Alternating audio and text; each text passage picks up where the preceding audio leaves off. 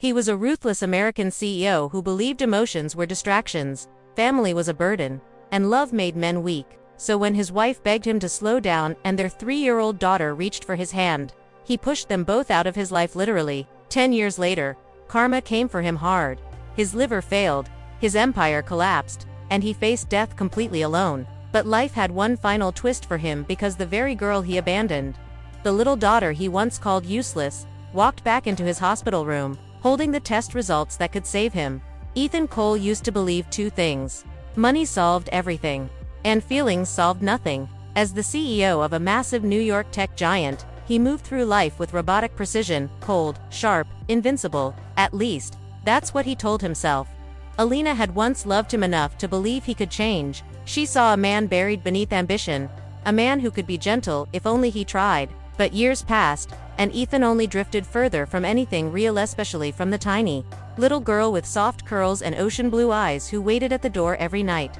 Her name was Lily. She was 3, full of sunshine and silly drawings, always running around the house with a crayon in her hand. Whenever Ethan came home, she charged toward him with unfiltered excitement. But Ethan never bent down. He never hugged her. He barely acknowledged her. "Daddy, look." She'd giggle, holding up a crooked drawing of the 3 of them.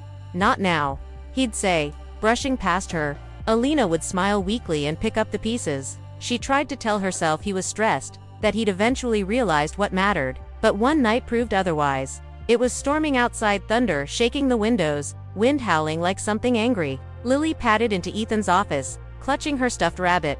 "Daddy, I'm scared," she whispered. "Can I sleep with you and Mommy?" Ethan was already furious. An investor had pulled out of a deal, and he'd just gotten off a disastrous conference call. The moment Lily tugged his sleeve, he exploded.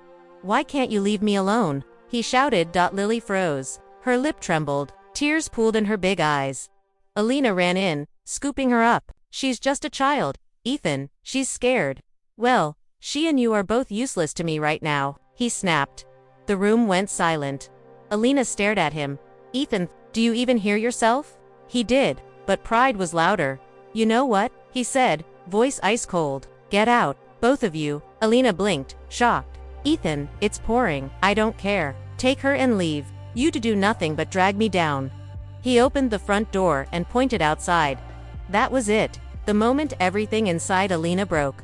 She carried Lily out into the storm with nothing but a small bag and a shaking heart. When the door slammed behind them, Lily whispered, "Mommy, why doesn't Daddy love us?" Alina couldn't answer, because she didn't know anymore.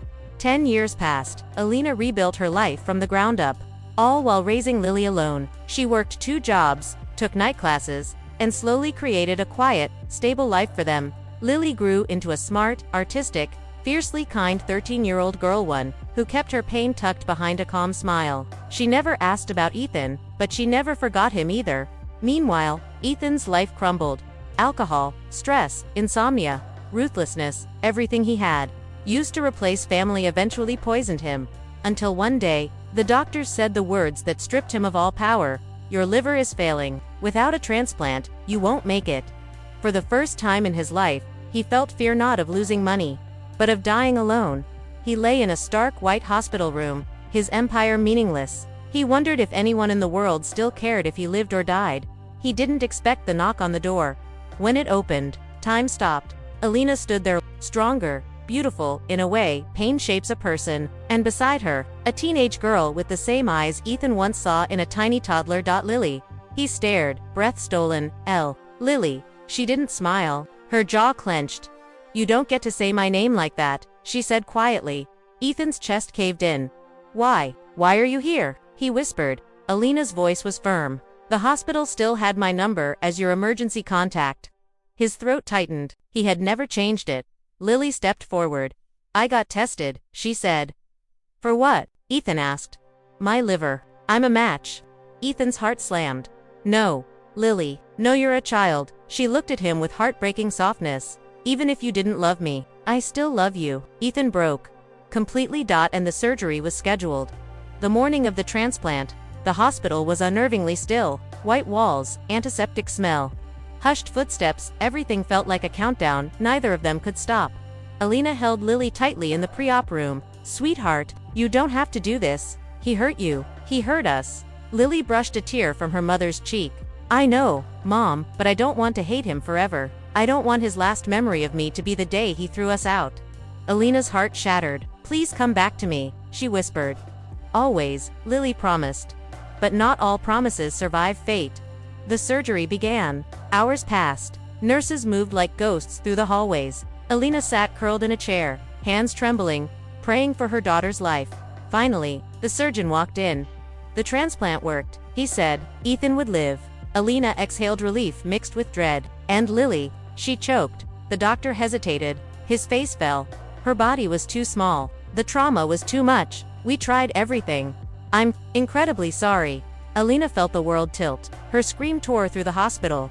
When Ethan woke the next morning, he felt stronger, healthier than he had in months. For the first time in a long time, he wasn't dying. He looked around eagerly. Where's Lily? I want to thank her. I want to tell her. He stopped when he saw Alina standing by the window. Her face was drained, empty, lifeless. Alina, Ethan whispered, Where's my daughter? Her voice cracked as she spoke words that would haunt him forever. She gave you life, Ethan, and she lost hers. Ethan's heartbeat stopped. No. The word escaped like a gasp, double quotes no dash no Alina don't where is she? He ripped his four out and stumbled out of the bed. Lily, please let me see her please. His knees buckled. He crashed to the floor, sobbing like a broken child. Alina didn't move.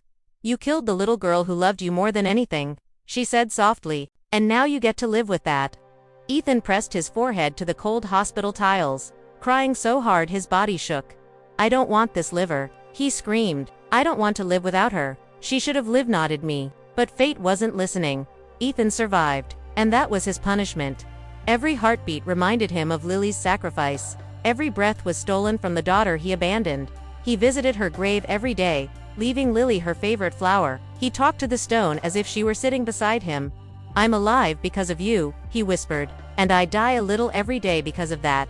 People asked why he looked haunted. Why? He walked like a man with no soul. He answered the same thing every time.